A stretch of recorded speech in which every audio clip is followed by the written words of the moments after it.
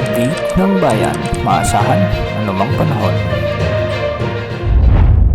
Magandang araw po sa ating lahat. Narito na ang pinakahuling update sa magiging lagay ng ating panahon ngayon at sa susunod na 24 oras. Sa kasalukuyan ay patuloy nating minomonitor ang low pressure area na nasa silangan ng ating bansa, samantalang southwest monsoon o hanging habagat pa rin ang nakakaapekto sa Visayas at Mindanao kasama na ang Palawan. Huling namataan ang low pressure area na ito sa layong 245 kilometers silangan, hilagang silangan ng Virac, Catanduanes o di kaya naman ay 370 kilometers silangan ng Dait, Camarines Norte. At dahil sa LPA na ito, asahan na ang maulap na kalangitan na may mga kalat-kalat na pagulan at thunderstorms sa Cagayan Valley, Calabarzon, Aurora at Marinduque. Ang mga lugar na ito ay pinapayuhang maging alerto sa banta ng mga biglaang pagbaha at pagguho ng lupa, lalo na kung may mga umiiral ng katamtaman at malalakas na pag-ulan. Samantala, magiging maulap naman ang mga kalangitan na may mga kalat-kalat na pagulan at thunderstorms, dulot pa rin ng low pressure area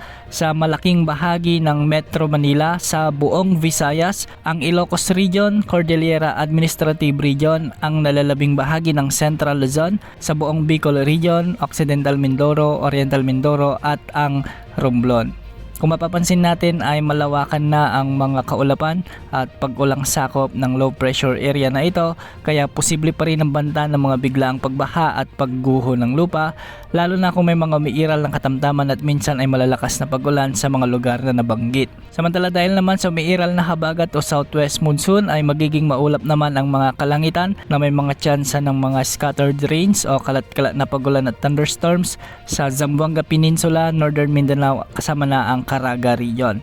Hindi rin inaalis ang banta ng mga biglaang pagbaha at pagguho ng lupa, lalo na kung may mga katamtaman at minsan ay malalakas na pag-ulan. Para naman sa Palawan at nalalabing bahagi ng Mindanao, habagat pa rin ang magdadala ng bahagyang maulap hanggang sa maulap na kalangitan na may mga tsansa ng mga isolated rain showers and thunderstorms at posible rin ang banta ng mga pagbaha at pagguho ng lupa, lalo na kung may mga umiiral na severe thunderstorms. Walang nakataas na gale warning sa anumang baybaying sakop ng ating bansa, ngunit ang mga pag-alon sa silangang baybayin ng Luzon ay posibleng umabot hanggang 1.8 meters. Para naman sa nalalabing baybayin ng Luzon, Visayas at Mindanao ay posibleng umabot ng mga pag-alon hanggang 1.2 meters. Samantala, isa pang low pressure area ang namataan sa labas ng ating area of responsibility. Huli itong namataan sa layong 2,865 kilometers silangan ng Northern Luzon. Ayon sa Pag-asa, mababa pa rin ang tsansa nitong lumakas bilang bagyo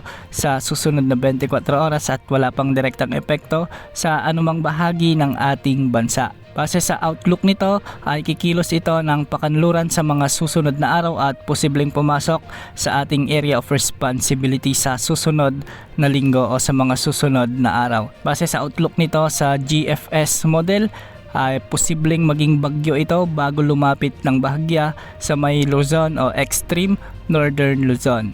Antabayan na ng mga susunod na updates ukol sa potensyal na samalang panahon na ito na posibleng pumasok sa ating PAR sa mga susunod na araw. Samantala, ang LPA naman na ating minomonitor na nasa silangan ng Virac, Catanduanes ay mababa pa rin ang tsansang lumakas bilang bagyo sa susunod na 24 oras at simula bukas hanggang Biyernes ay posibleng tawirin na nito ang mainland Luzon. Ibig sabihin nito, maraming lugar ang makakaranas ng mga pag-ulan dulot ng LPA na ito at pagsapit naman ng weekend ay nasa West Philippines na ito. May tsansa itong lumakas bilang bagyo kapag nasa kanluran na ito ng ating bansa at maghihigop ito ng lakas. Kung sakaling nasa loob pa ng ating area of responsibility ay tatawagin itong bagyong Fabian. Antabayan na ng mga susunod na updates ukol sa mga samalang panahon na ito. Yan muna ang latest sa lagi ng panahon. Ito po ang weather update ng bayan, maaasahan anumang panahon.